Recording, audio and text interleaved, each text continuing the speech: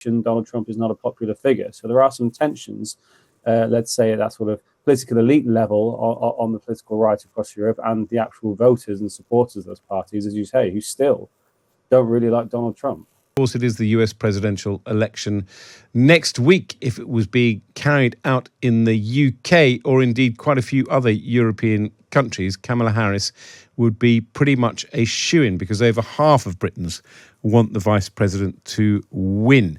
A YouGov poll shows that she is the most favoured candidate and most likely to win in 7 European countries, not just Britain, but Denmark, France, Germany, Italy, Spain and Sweden. Joining me now is Patrick English. He's the Director of Political Analytics at YouGov. Welcome to the show, Patrick. Morning, Ed. How are you doing? So in some ways, this is not a hugely surprising outcome, because these are, broadly speaking, Western liberal countries that are going to back Kamala. Are you surprised by the results? Did they throw up anything more interesting than that? No, as you say, the results are not particularly surprising. So we've interviewed around about 9,000 adults across the 7 countries as part of our Eurotrack research that we conduct and public regularly to check in really with what the public are thinking across Europe. And of course, one of the hot topics right now is the US election. And Kamala Harris is a Democratic candidate. Europe does tend to lean more towards a Democratic candidate than a Republican candidate. Donald Trump is not a popular figure at all among Europeans, and so I think most any Democrat candidate going up against Donald Trump is probably going to do quite well in these hypothetical polls. But of course, it's not Europeans who will be voting on the next president for the United States of America. That will be the Americans themselves, where the race is significantly tighter than some of the figures that we've been finding in Europe. For instance, 81% of people in Denmark want Harris to win, Harris to be their preferred candidate, with just 7% saying Trump. Perhaps most interestingly, are the figures from Italy. There we see less than half of adults saying that they want Kamala Harris to win. That's down to 46% and 24%. So a quarter of Italians, that's the highest of any country that we measured, saying that they would prefer Donald Trump. And Britain, 61% versus 16%. But the other interesting thing is that even the far right voters in Europe are slightly more nuanced. They're not as overwhelmingly for Trump as you might expect. Yes, that's very much the case. It's not the sense at all that among us, particularly centre-right, as you say, even further to the right, parties, that their supporters are sort of unanimously, and sort of in many cases majority, in favour of Donald Trump. And that can put their supporters at odds with the politicians themselves.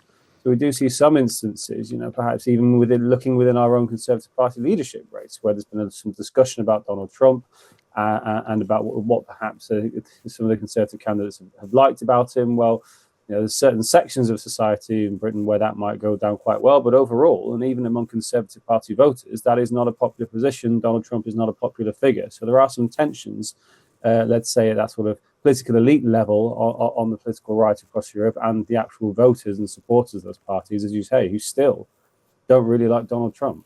Yeah, which is so interesting. And the other interesting thing is that people think that if Kamala Harris wins, there will be violence in the US. Yes, indeed. There is a bit of an expectation that that perhaps things could go sour, and we only need to cast our minds back to sort of the insurrection around the Capitol in January. After the last election. I think that's probably playing on a lot of people's minds when they're asked these questions. Well, this has happened before. We've seen some interviews, indeed, in the press of supporters of Donald Trump saying that they are very much up for doing it again. We'll wait and see how representative those individuals actually are of a wider movement. But yes, I think that memory of the scenes from the Capitol that we saw after the last transition of power still burns bright in the memory of many Europeans, and they think that there's probably quite a good chance that could happen again. Absolutely. Well, anyway, thank you so much. That is Patrick English, the Director of Political Analytics at YouGov, coming in to talk about a poll which shows that, broadly speaking, most Europeans would like Kamala Harris to win the next presidential election, which happens, of course, next week. And it was, I think, an important opinion poll, because it does remind us that should Donald Trump win. And by the way, I do expect Donald Trump to win the presidential election next week. It will reignite tensions between the US and Europe. And part of the reason may well be that most Europeans do not want Donald Trump to be President of the United States.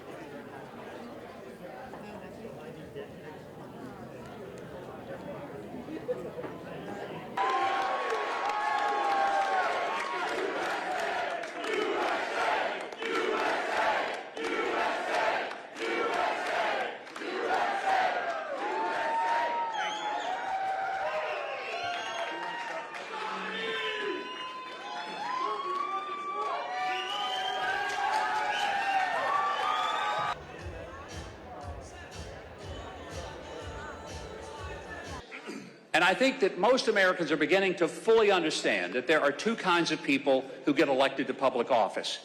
There are the people who get elected because they really want the people of the country to serve them. And then there are people who get elected because they truly want to serve the people of the country. Donald J. Trump is here to serve the people of America. And this is an election that's really a choice between whether or not we'll have 4 more years of total failure. This has been the worst 4 years I've ever seen. Gross incompetence, but total failure, disaster under Kamala Harris. Nobody knows I say all the time, if you say Harris, nobody knows who the heck we're talking about, right? Line. Mr. President, I just wanted to tell you that I moved here in 1981 from Puerto Rico, and I want you to know that Puerto Rico stands behind you, and Puerto Rico loves you. But I think no president's done more for Puerto Rico than I have. So thank you. That's really nice of you to say. Appreciate it. Thank you, Mary.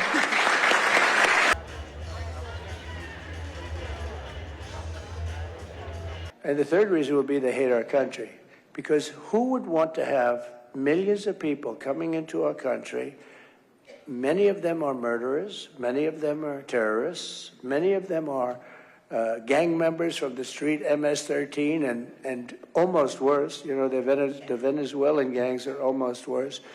And these countries are taking their prisons and they're taking their prison population, putting them in buses and bringing them to our border. Venezuela's got half their prison population has been brought to the United States of America and dumped like we're a garbage can. Like we're a garbage can for their people. Officers, when I was on in roll call, everybody showed up to work tonight. And we have a real problem. We have to take these criminals out of this country. We have to deport these criminals, and we're going to do it. And we're going to do it. This is the biggest senior issue. This is the biggest issue we have. They're destroying our country. They're ruining our country. You're not going to be able to walk outside anymore.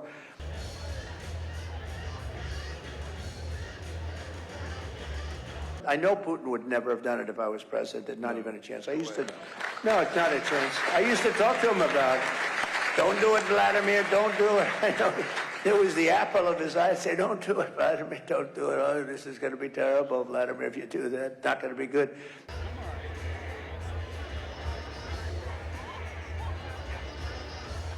And so we have a country that's been run by fools. It's been run by stupid people. Low IQ individuals. They really are. They're low IQ. He was low IQ. Biden was a low IQ guy 35 years ago. He was a low IQ guy when he went to school, when he went to college. He was always a low IQ guy. But he put somebody in who's actually worse than him. And if we put her in office, this country's finished. I really believe it. This country is finished. What do you hope from the president in terms? The only reason the stock market's going up is because everybody on Wall Street thinks that Trump is going to win the election. I think there's truth. He retired as a lieutenant colonel in the Marine Corps.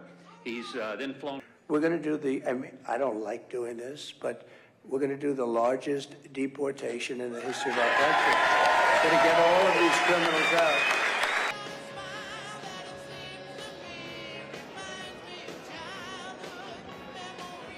Thank you. Thank you very much, everyone.